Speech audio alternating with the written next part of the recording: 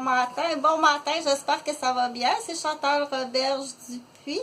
Ça fait au-dessus de 30 années que je travaille en éducation puis en santé. Je vous invite à regarder la description de mon curriculum vitae et la description de mes vidéos que je fais, que je partage sur Facebook, mais que j'ai une chaîne complète sur YouTube. Donc, il y a différents types de vidéos. Je vous laisse les regarder. Il y a du théâtre, il y a ce qu'on appelle des formes d'humour, il y a de l'analyse, il y a des cours, il y a de l'enseignement, puis il y a des conseils méli-mélo.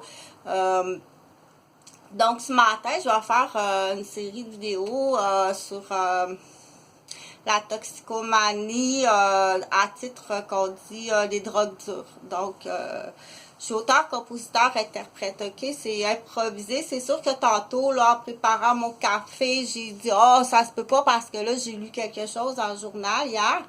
Puis j'ai dit, oh mon Dieu, tu sais, s'il fallait. Là, je passais, je dis, en lisant un article dans le journal, je dis, il faut absolument que je fasse quelque chose en prévention. Puis, un accident, le camionneur qui a eu un accident puis qui a fait un carambolage, là. Fait que j'ai dit, oh, des fois, on dit, on serait surpris de savoir qui est en poste, qui occupe certains postes, puis quel est son passé chez les hommes, ok? Je vais parler principalement chez les hommes parce que chez les femmes, j'en ai pas, j'ai pas d'expérience chez les femmes.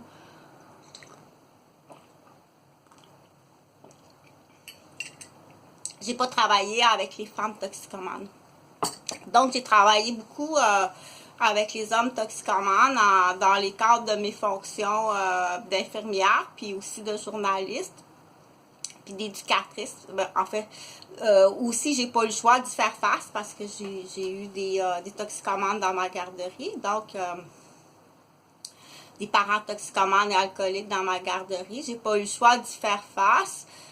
Mais là, le sujet, c'est je vais parler de l'auto-évaluation, ok? Parce que je veux surtout m'adresser aux anciens toxicomanes de drogue dure, ceux qui ont pris de la cocaïne, puis qui en ont pris beaucoup, ok? Puis qui en prennent plus.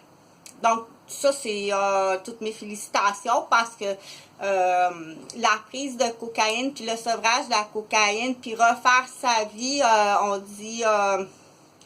refaire sa vie sobrement, ça a l'air que c'est très difficile, ok? La vidéo, c'est pas jugement, puis si tu l'écoutes, c'est pas pour porter jugement, ok? Quand on connaît pas quelque chose, on porte pas jugement, parce qu'il y a des preneurs de cocaïne, ok, qui vont prendre ça parce qu'ils sont très, très gênés, ou qui ont un très faible estime d'eux, ou qui sont vraiment, on dit, qui ont été, ils ont tellement vécu... des actes de rabat-joie ou de rabaissement ou qui ont été incestués ou qui ont été battus que la prise de cocaïne, c'est ça donne l'effet d'être plus, on dit l'invincible, ok, ou l'invincible où vraiment on efface le passé puis on recommence tout à neuf puis ça file cool ou avec ça. Donc, c'est... il y a des consommateurs de cocaïne, ok, qui sont extrêmement malheureux. Est-ce qu'il y a des consommateurs de cocaïne qui sont heureux dans leur consommation? Ça, je ne sais pas, là.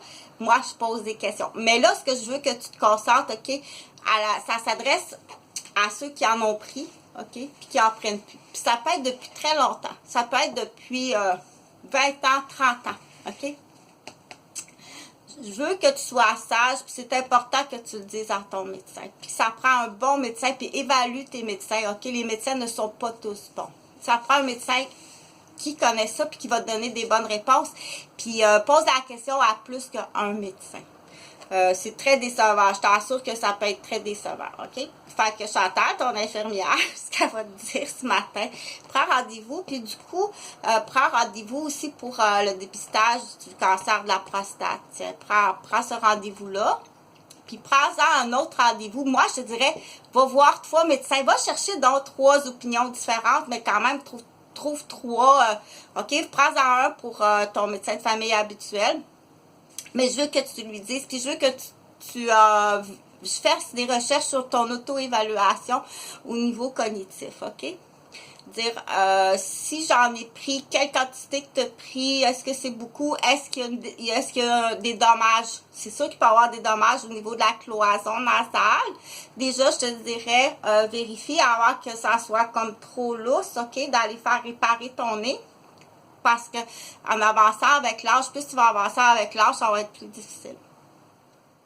Donc, commence avec ça, la réparation de ton nez. Puis aussi, ça gruge les ossements de ta mâchoire. Mais non seulement, mais ça fait des dommages, ok? Ça fait des dommages aussi au niveau du cerveau.